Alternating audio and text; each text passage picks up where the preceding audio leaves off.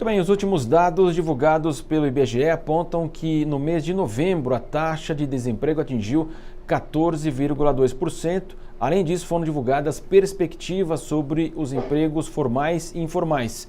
E para falar sobre isso, nos atende agora economista e também professor do INSPER, Fábio Astraucas. Fábio, bom dia. Muito obrigado aí por nos atender justamente aí nessa data de véspera de Natal. E Fábio, ontem chamou a atenção, né? Nós tivemos dois dados, né? O dado do Ministério da Economia, a geração de 414 mil empregos, seria a maior desde o início da série histórica. E ao mesmo tempo o IBGE fez essa divulgação com esse também desemprego recorde para novembro. Bom dia, senhor. Bom dia, Marcelo, bom dia a todos que nos estão ouvindo pela Jovem Pan, bom Natal a todos, né, primeiramente, né, que é um Natal bastante diferente, em casa, se possível, né. Mas vamos lá, vamos comentar então os dados, Marcelo. É importante, nós temos dois dados complementares aí. O primeiro, o dado do CAGED, que demonstra e que trabalha baseado nos empregos formais. Os empregos formais é aproximadamente metade da força de trabalho. Nós tivemos aí um problema com a entrevista, né, com a conexão do professor. Nós estamos conversando com o Fábio Astraucas, que é economista e professor do INSPER, e chamou a atenção, de fato, que os dois dados foram divulgados. Olá, Fábio, está de volta conosco? Oi, estou de volta, Marcelo. Desculpe, acho que tivemos Pode problema concluir, na ligação Fábio. aí, né? Por favor. Vamos lá, eu não sei até onde ouvimos, mas você estava no começo foram mesmo. Divulgados quase que Isso, então foram divulgados quase que simultaneamente dois dados importantes, um do CAGED e um da PNAD contínua, da PNAD Covid, desculpe. Os dois dados acho que podem ser encarados de maneira complementar. O CAGED diz respeito a empregos formais, né, aproximadamente metade da força de trabalho, 40 milhões de pessoas. A boa notícia nesses dados do CAGED é que nós temos uma criação líquida de empregos, né? Há mais pessoas entrando no mercado de trabalho formal do que saindo, né? O resultado acumulado do ano é levemente positivo. O dado que preocupa é o dado divulgado pelo IBGE através da PNAD do Covid, né? Esse dado especial mensal, que mostra que o nível de desemprego continua crescendo, né? Que mais do que isso, né, a renda média do trabalhador está caindo, o que sugere fortemente que as pessoas que estão se recolocando, primeiro, com um nível de qualificação baixo e segundo, com um salário mais baixo do que aqueles que possuíam antes da pandemia. Então este é o grande desafio para o ano que vem, mas não deixa de ser uma boa notícia para o final de ano, né, comemorar alguma coisa, a criação de empregos formais líquida, apesar desse ano tão difícil. Sem dúvida, né, Fábio? Até porque ao longo da pandemia, né, naquele período mais agudo, inclusive, a partir ali da terceira semana de março, abril, maio, as projeções eram extremamente pessimistas e até com razão, né, em razão da quase a paralisação de fábricas, montadoras, fechamento do comércio, enfim. Então as projeções eram muito pessimistas mesmo. E ao final do ano você ter um saldo positivo em relação ao mercado formal e observar também essa atividade até fora de época, porque nós tivemos a paralisação em novembro, está faltando embalagem, está faltando garrafa para justamente receber o vinho. Então, de fato, Paulo Guedes sempre fala, o ministro, né, recuperação em V, de fato houve uma recuperação expressiva, né, Fábio?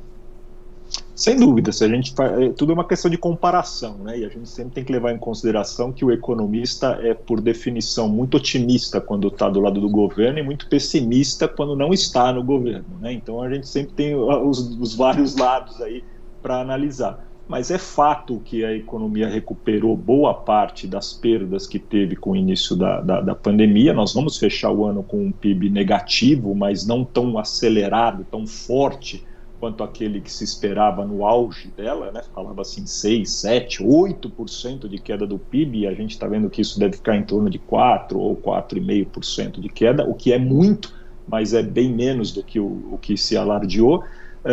Porém, na questão do emprego, né, o que preocupa e o que amenizou, né, esse ano a queda de atividade econômica foram os auxílios emergenciais que o governo promoveu, tanto para pessoas físicas quanto para pessoas jurídicas. esses benefícios, se não forem estendidos, se não encontrarmos fontes de recursos para estendê-los para o ano de 2021, ou boa parte do ano de 2021, até que a gente estabilize de vez, né, o aspecto sanitário do Covid, nós teremos um crescimento de desemprego, nós teremos uma redução forte de atividade econômica, porque vai faltar renda, né? Esse auxílio beneficial, esse auxílio emergencial, esse benefício emergencial ao longo aí do ano de 2020 foi fundamental para a manutenção da atividade econômica e para não derrubar os números como a gente está percebendo agora no final do ano. E os números foram, de fato, como você disse, né, Fábio, impressionantes, né, os chamados invisíveis, né? Nós sabíamos que o país é um país de grande desigualdade social, de grande informalidade, mas, de qualquer forma, a pandemia trouxe aí um cenário extremamente preocupante, de fato, ainda pior do que muita gente poderia imaginar. Como você disse, né, nós tivemos ontem, até conversamos aqui com o Ministério da Cidadania, que está fazendo um pente fino em relação aos auxílios, inclusive com a promessa daquela pessoa que não estava habilitada, mas pediu, recebeu, vai haver um cruzamento agora, inclusive com as declarações do imposto de renda, enfim, quem pediu, recebeu e não deveria receber, seja por má fé, evidentemente, ou por uma brincadeira, de qualquer forma, melhor devolver, porque a Receita prometeu aí implicações, inclusive, a partir do ano que vem. Mas 128 milhões de pessoas tentaram o auxílio, claro que grande parte disso não recebeu, ficou na triagem do governo, mas de qualquer forma, como você disse, né, aí o Ministério da Cidadania garantiu o seguinte: vai até dezembro mesmo, janeiro talvez é um residual, mas de qualquer forma o governo não teria mais recursos para isso. E de fato, até o setor produtivo, né, o comércio, garante que a situação não foi pior em razão desse auxílio. E agora não haverá de fato, mas são milhões e milhões de brasileiros aí sem atividade, né, Fábio? Sim, e é importante isso que você está colocando, Marcelo, porque são lições aprendidas ao longo deste ano. Isso é muito importante, né? Primeiro, tivemos lições muito relevantes na área da saúde, né? E acho que foi o tema do ano. Mas também temos essas lições aprendidas em termos de economia, em termos de geração de renda, em termos de sustentabilidade de uma população, como você propriamente muito bem colocou, que chamamos aí de invisíveis, né? De uma maneira muito triste, inclusive. Esta população, primeiro detectou-se que ela não é pequena, apesar dos grandes desvios e abusos, como você mesmo citou, são lições mesmo a aprender para que a gente aperfeiçoe o modelo, né? Nós estamos falando de milhões de pessoas, é óbvio que num primeiro momento, numa emergência, isso pode causar problemas para controle, mas que ao longo do tempo devem ser revisados, como provavelmente estão, e mostra também a necessidade do governo, né? Como governo, né? E não como intenção política ou partidária, promover uma política de inserção desses invisíveis de volta a uma renda mínima possível, porque isto traz um benefício claro para a economia, como a gente está vendo. Então, se a gente tem uma coisa de positiva que pode tirar dessa pandemia, do ponto de vista econômico, é o fato de perceber que os auxílios emergenciais, esses programas de renda mínima, esses programas de renda básica são importantes, né? E eles não devem ser relegados a um segundo plano por governo nenhum. Fábio, falando também em relação ao emprego formal, né, as ações do governo de fato conseguiram evitar aí demissões. Claro que foram também sanções, infelizmente, pesadas para o trabalhador que perdeu renda, que teve seu contrato adiado, claro, também a jornada também, mas de qualquer forma, isso de fato foi positivo? Então, isso é importante, porque se nós olharmos a categoria, né, de emprego formal, aquele de carteira assinada, as medidas que o governo tomou, não há dúvida que foram relevantes. Tanto foram, né, que os resultados publicados pelo CAGED ontem demonstram isso. Nós, ao longo do ano, conseguimos não só preservar empregos de carteira assinada num ambiente muito drástico de pandemia, como até fazer levemente esse número crescer ao longo do ano, no acumulado do ano até aqui. Um número pequeno, mas positivo, né? 220, quase 230 mil postos de trabalho no acumulado em 40 milhões, mais ou menos, nós estamos falando de empregos formais. Então, nesse aspecto, essa política do governo, as medidas provisórias que foram editadas lá no começo da pandemia, esses benefícios ajudaram, não há dúvida nenhuma. O que ficou patente, né, o que ficou claro é que existe, de fato, né, uma população no emprego informal, que é a outra metade, né, coincidente, nós estamos falando mais ou menos 50% para cada lado, entre formalidade e informalidade, e esse pessoal informal, essa categoria informal de trabalho, essa está com muita dificuldade de voltar ao mercado de trabalho. E por isto, né, parte dela, principalmente aquela de baixíssima renda, aquela que trabalha buscando no dia a dia, né, baixa qualificação, baixa renda, ela precisará provavelmente de uma extensão de auxílio para o ano que vem. Agora, Fábio, o que você imagina para esse início de 2021? A gente sabe que, infelizmente, né, mesmo durante a pandemia, a gente observou essa paralisia no Congresso, essa discussão das mesas diretoras, né, a presidência da Câmara, do Senado, paralisou tudo, nem a LDO quase foi votada, questões básicas aí do governo começar o ano 2020 foram aprovadas assim no finalzinho mesmo do ano, no limite lá. Ainda haverá eleição para as mesas, haverá disputa, a gente observa aí toda a movimentação na Câmara e, ao mesmo tempo, né, o setor produtivo, os empresários, comerciantes, eles cobram as reformas tributárias, que o governo, de fato, encabece esse processo com a sua base governista lá, para que possa haver, de fato, aí uma retomada econômica sustentável e aquela história do voo de galinha eterno que o Brasil parece ter essa vocação, né, Fábio? Esses são os pontos que acho que recorrentemente voltam, né, para a pauta das discussões, né? Alguns deles, infelizmente, né, ficam mais evidentes durante um curto espaço de tempo e depois somem, mas estruturalmente nós temos ainda pelo menos 3 reformas para serem encaradas de uma maneira mais séria. Quais são elas? A reforma tributária, como você bem disse, a reforma administrativa e a reforma política, né? Então, 3 reformas importantes, né? Se a gente for olhar no médio e longo prazo, parece-me que a reforma política é a que deveria ser encarada de maneira primordial, fundamental, porque ela daria condições para que a gente não tivesse essa situação, como você bem colocou, de a todo momento estarmos trabalhando com oposição contra a situação, com um Congresso fraco, pelo número muito grande de partidos, pela maneira como os acordos, né, e as políticas governamentais acabam tendo que ser feitas.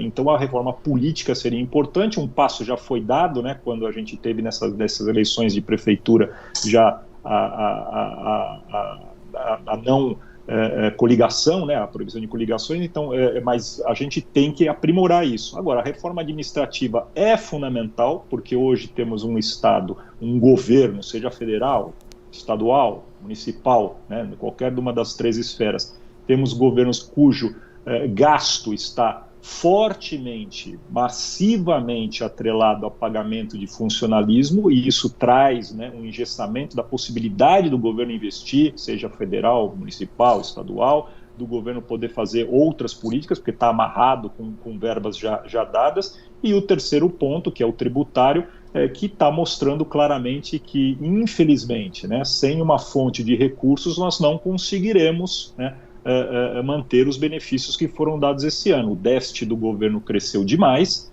e aí não é uma questão de arrecadar mais e é injusto arrecadar mais, é uma questão então de onde iremos buscar as fontes de reforma tributária. E parece-me inevitável que durante o ano que vem seja discutido, se vai ser aprovado ou não é outra coisa, mas que volte a discussão impostos sobre grandes rendas, grandes fortunas, ainda que de caráter transitório, com todas as dificuldades, prós e contras que se estabelece quando se coloca uma discussão como essa. Fábio, outro ponto importante e que depende, claro, da credibilidade do Brasil, por isso também que a questão fiscal é tão importante e esse ambiente político também precisa ser normalizado, ter sua atividade praticamente ali na discussão, ok, posição, situação, mas de qualquer forma um ambiente mais tranquilo, de fato, para trazer confiança para os investidores, porque a gente sabe que o Brasil tem muito a fazer, a infraestrutura hoje é péssima, o agronegócio, mais uma vez, foi muito bem durante a pandemia mas ele é o mais eficiente do mundo da porteira para dentro, né? Quando é preciso escoar essa produção, nós não temos estradas, a questão da soja de fato é ridícula para o país todos os anos, os caminhões atrás de caminhões, a falta de fato de estradas, portos, aeroportos, um país com essa costa aí não utiliza também o seu potencial fluvial, as ferrovias, aquele modal quase que exclusivo rodoviário, tivemos aquela greve dos caminhoneiros que provou, né? O Brasil depende dos caminhões e isso é muito ruim para o país. E há o ministro Tarcísio de Freitas, de Infraestrutura, sempre é o mensageiro aí da boa esperança, porque ele garante que os ativos brasileiros são importantes. E também, né, Fábio, a geração, estamos falando de emprego, esse emprego mais intensivo, uma obra de uma estrada, emprega muita gente, aquele trabalhador que tem menos qualificação. Então, a retomada da infraestrutura pode, ao mesmo tempo, aliviar as contas do país e também gerar emprego, e ao mesmo tempo é necessário aí todo um regulamento muito forte para que haja a confiança do investidor, né? Então, você acaba de citar pontos muito relevantes, Marcelo, porque, e aí se assemelha muito às situações, obviamente, cada uma na sua dramaticidade, na sua periodicidade no tempo, né, na maneira como foi colocado, mas planos que são feitos pós-guerra, né? A gente teve uma reconstrução da Europa, né, após a Segunda Guerra Mundial, com o conhecido aí, famigerado plano Marshall, né?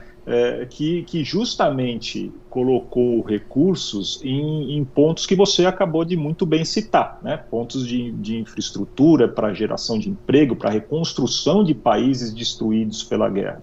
Quando a gente fala aqui no Brasil, nós temos um país que foi bastante impactado por conta da Covid. Uma diferença muito grande é que nós não tivemos uma destruição da infraestrutura, né? Quer dizer, os prédios estão aí, não houve nenhuma guerra, mas porém no Brasil há uma característica interessante, porque falta a esta infraestrutura, como você bem colocou. Nós temos um transporte no modal concentrado no rodoviário, como você disse, como poderíamos usar transporte fluvial, transporte marítimo, ferroviário, mas que pela extensão do país, pelas características do país, trazem a necessidade de uma participação do governo. Não basta apenas colocar isso para o setor privado. É preciso que, no mínimo, o governo tenha um marco regulatório bem colocado para que esses investimentos existam e que coloque uma participação dele também pela característica geográfica, territorial do país, que é enorme, que é gigantesca. Então, e isso só será feito se o governo tiver